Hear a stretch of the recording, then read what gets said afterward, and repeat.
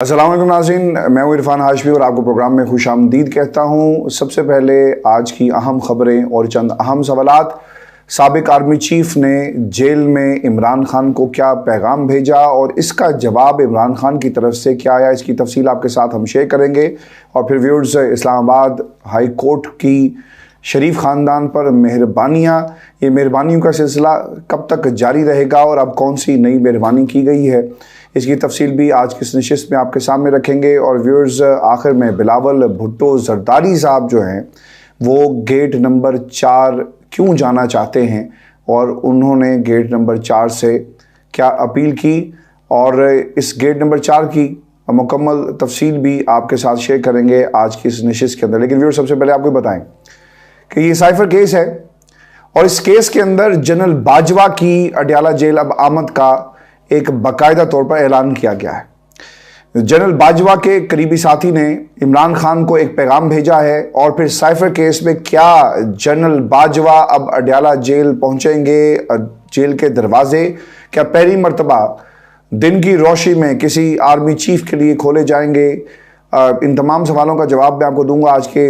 इस प्रोग्राम के अंदर। लेकिन व्यूअर्स, आपको ये बताएं कि साइफर केस में होने वाली गुज़श्ता समाअत के बाद सहाफ़ियों से बातचीत करते हुए खान साहब ने कुछ बातें कही हैं और वो ये कहते हैं कि केस में जो उनका साइफर वाला केस चल रहा है, इसमें जनरल बाजवा और अमरीकी सफारतखाने के हुकाम को वो बतौर गवाह पेश जो है वो चाहते हैं कि वो हों, यानी उन्हें भी इस केस के अंदर शामिल किया जाए। आपको इमरान खान के इल्ज़ामात को जहन में रख कर जो ये सियासी मंजरनामा बन रहा है, जेल के हवाले से इसे ज़रूर जो है इस पर गौर करना चाहिए, क्योंकि जनरल बाजवा ने सब कुछ डोनाल्ड लू की हिदायत पर किया, ऐसा कहना है इमरान खान का। जनरल बाजवा ने इस काम के लिए साबिक पाकिस्तानी सफ़ीर हुसैन हकानी से अमेरिका में खिदमत हासिल की। उन्होंने अमेरिका को इमरान खान के खिलाफ साजिश करने का कहा और फिर तहरीक दम-ए-एतमाद लाई गई और इमरान खान की हुकूमत का तख्ता उलट दिया जाता है। सवाल ये है कि क्या इमरान खान का बयान अदालती कार्रवाई का हिस्सा है। आपको ये भी बता दें कि अदालती कार्रवाई के दौरान दिए गए रिमार्क्स, दलाइल और बयान अक्सर हुक्मनामे का हिस्सा नहीं बनते।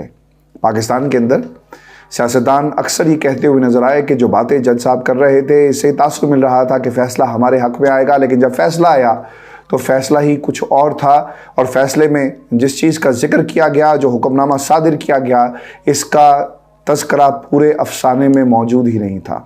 इमरान खान के बयान को भी अदालती हुक्मनामे का हिस्सा नहीं बनाया गया और ना ही जनरल बाजवा को बुलाने का फैसला किया गया। लेकिन अगर जनरल बाजवा पेश हुए तो इस सूरत हाल में मामला उनकी मर्जी नहीं बल्कि कोर्ट और कानून की मर्जी का होगा।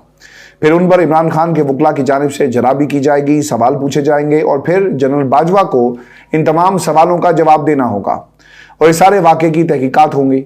अब व्यूअर्स, क्या ये जो बयान आया और क्या इस बयान को और पैगाम को जो पाकिस्तान के सबसे बड़े अखबार में लगाया गया कि जनरल बाजवा के करीबी साथी ने ये कहा कि वो जेल में पेश होने के लिए तैयार हैं, क्या इस करीबी साथी का कोई नाम है? क्या इस करीबी साथी के साथ मंसूब किए गए इस बयान को कल कोई मुकर तो नहीं जाएगा? क्योंकि आज भी इस्लामाबाद हाई कोर्ट में एक केस जिसमें आर्टिकल्स की एक भरमार की गई, कहा यह गया कि भाईजान मैंने तो ये बात कही नहीं और इनको कटहरे में खड़ा करें कि इन्होंने मेरे से मंसूब ये बातें क्यों छापी और क्यों कही। और फिर हमने देखा कि जावेद चौधरी और एक मैतला साहब हैं, उनको नोटिस होते हैं और फिर उन्होंने जो दीगर सीरीज़ जिसका आगाज़ किया था उस पर फुल स्टॉप लगा दिया जाता है।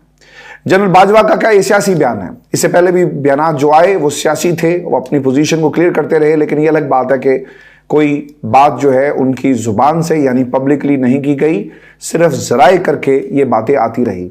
इस बयान की अभी तक जनरल बाजवा की तरफ से तस्दीक नहीं हुई, आपको ये याद रखना है, लिहाजा ये एक सियासी बयान हो सकता है। दूसरा, इस्लामाबाद हाई कोर्ट में एक दरख्वास्त आती है जनरल बाजवा के खिलाफ कि उन्होंने सियासी इंटरव्यूज़ दिए, वो दरख्वास्त अचानक कॉज लिस्ट से गायब हो गई। ऐसी सूरत हाल में क्या ऐसा मुमकिन होगा कि जनरल बाजवा खुद साइफर केस के लिए पेश हो? इसका जवाब आपने खुद देना है। मैं व्यूअर्स से इस सवाल का जवाब भी आपके सामने रख दूं कि जनरल बाजवा ने इमरान खान को क्या पैगाम दिया। पैगाम ये दिया गया जी कि मुझे भाईजान कोई मसला नहीं है, मैं आने के लिए तैयार हूँ।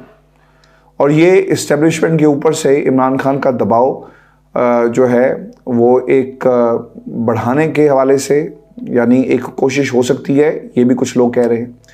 जनरल बाजवा इमरान खान की ख्वाहिश के मुताबिक साइफर केस में बतौर गवाह पेश होने को तैयार है, मगर इसके लिए उनको पहले फौजी क़यादत से मंजूरी लेना होगी, क्योंकि एक ख़ास टेन्योर होता है। कोई भी आर्मी चीफ पब्लिकली अपनी अपीयरेंस या कोई गुफ्तगू नहीं कर सकता और उन्हें कम से कम 3 साल तक खामोश रहना पड़ेगा। अब जनरल बाजवा ये इकदाम क्यों उठाना चाहते हैं? आपको बताएं कि जनरल बाजवा को लगता है कि इसका केस बहुत बड़ा एक इंतहाई सीधा सा एक केस है और साइफर केस में वो अपना ये दिफा पेश कर सकते हैं कि उनको इस मामले और इमरान खान की हुकूमत गिराने से कोई ताल्लुक नहीं था। ये बयान अदालत में देकर वो ये क्लीन चिट हासिल कर सकते हैं और इमरान खान को हमेशा के लिए जो उन पर तनकीद होती रही, खान साहब जो तनकीद करते हैं, इस तनकीद का रास्ता भी रोका जा सकता है। लेकिन इतना ये शायद आसान नहीं होगा, क्योंकि मौका दोनों तरफ से दिया जाए और फिर वकला भी सवाल उठाए। लेकिन सियासी बयानिया के तौर पर जिस तरह जवेद लतीफ़ साहब ये बात करते हैं कि बेहतरीन मौका है कि वो अदालत पे आए, सवालात का जवाब दे कि उन्होंने इमरान खान की हुकूमत को लाने में क्या किरदार अदा किया।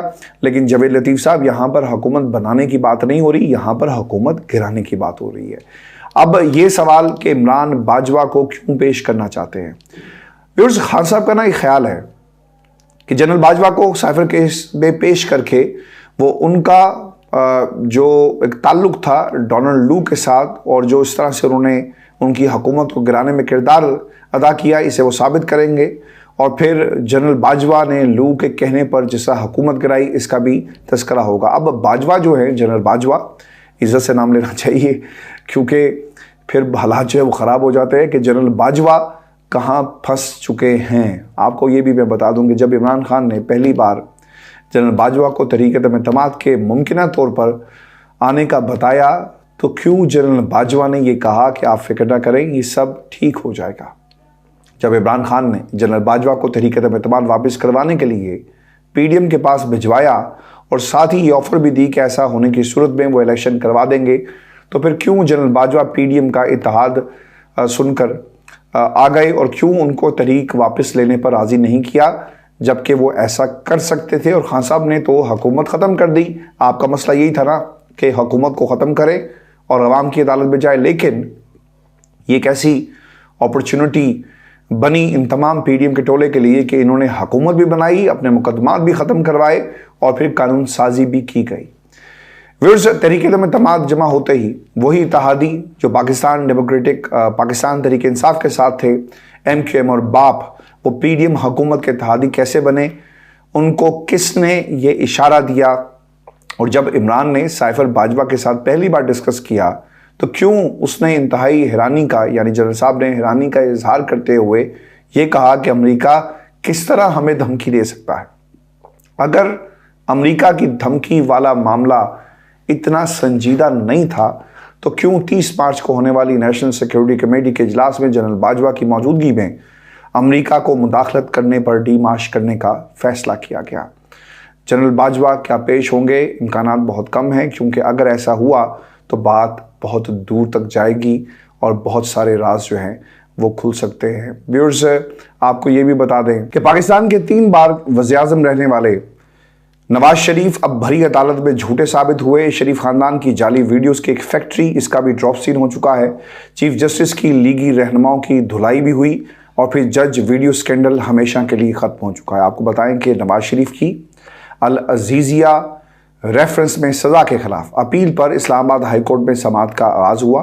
चीफ जस्टिस आमिर फारूक और जस्टिस मियां गुल हसन औरंगज़ेब ने समाअत की।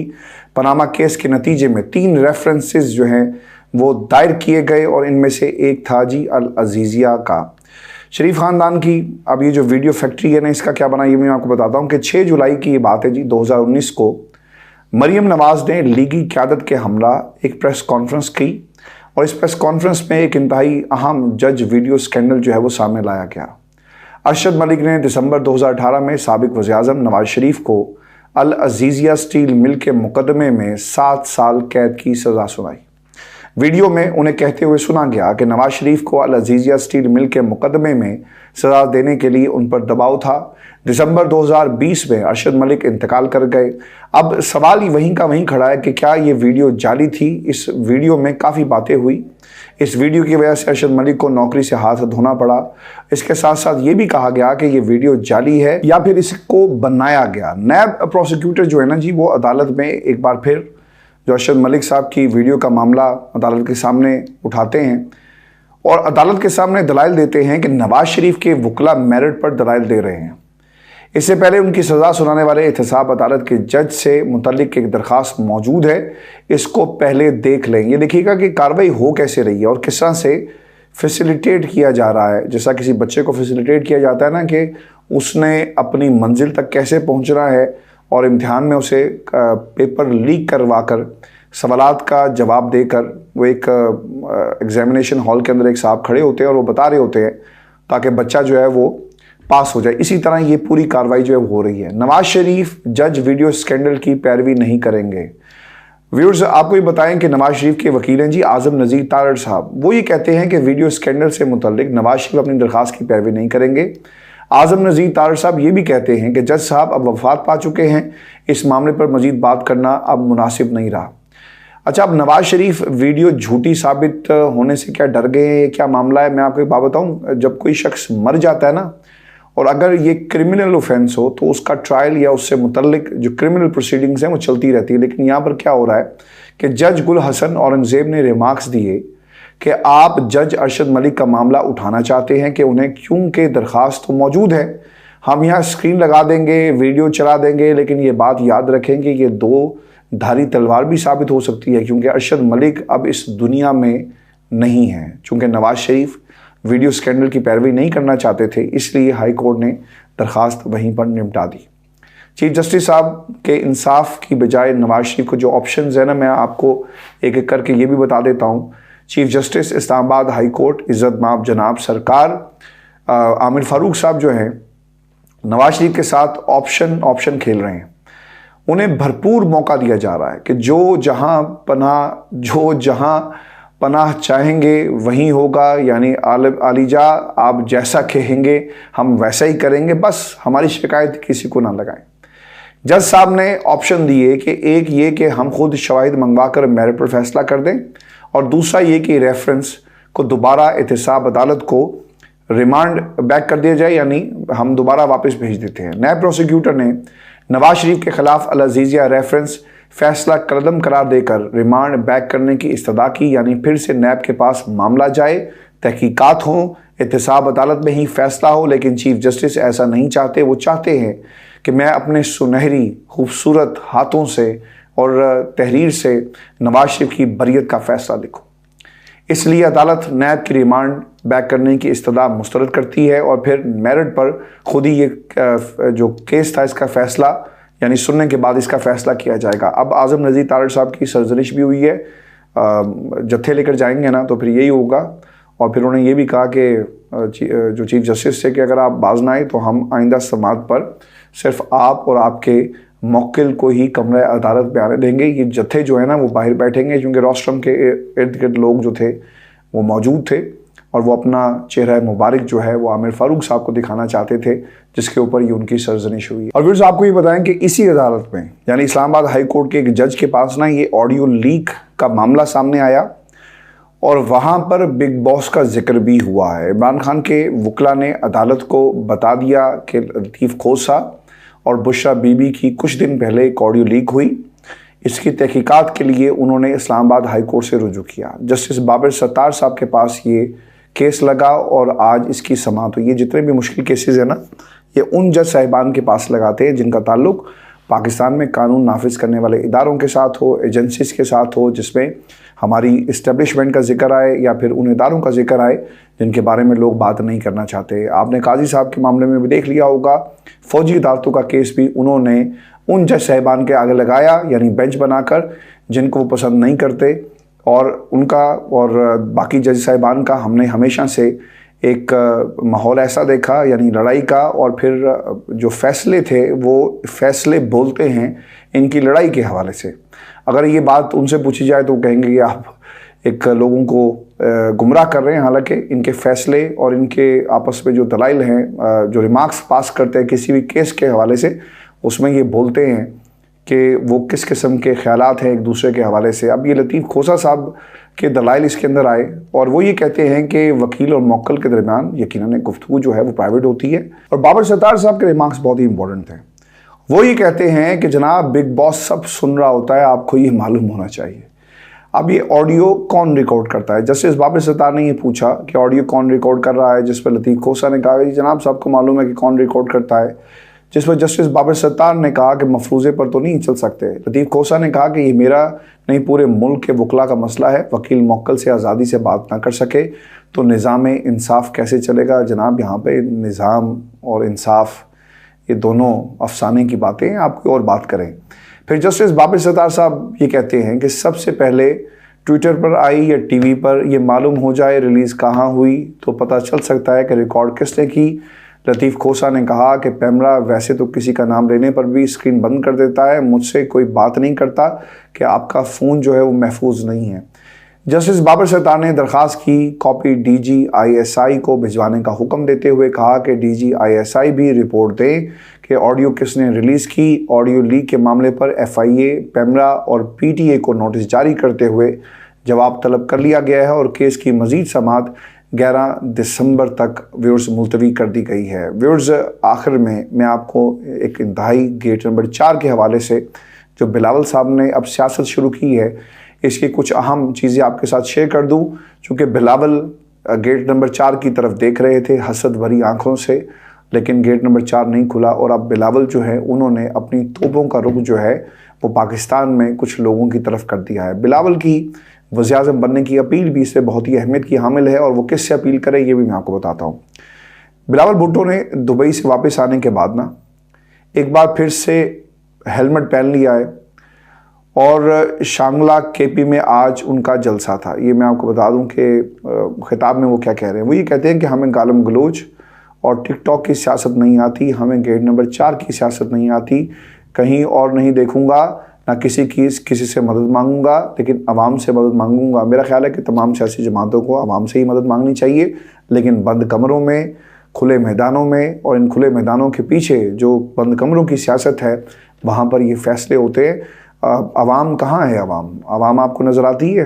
फैसलों में आवाम अगर होती तो आज लोगों को पकड़ पकड़ कर सिर्फ नवाज शरीफ को इक़्तिदार में लाने के लिए जेलों में बंद ना किया जा रहा होता। अगर आवाम आपको कहीं नज़र आती तो पाकिस्तान के फ़ैसले पाकिस्तान में होते, अमेरिका बैठकर हमारे फ़ैसले ना कर रहा होता, हमारे ही घर के अंदर बैठकर हमारे ही फ़ैसले करे, तो हमारी कौमी गैरत का तो वैसे ही आपने कत्ल कर दिया। तो आवाम की बात ना करें। बिलावल आवाम से मदद तो ज़रूर मांग रहे हैं, लेकिन सियासतदान को पहले दिन से आवाम से रुजू करना चाहिए।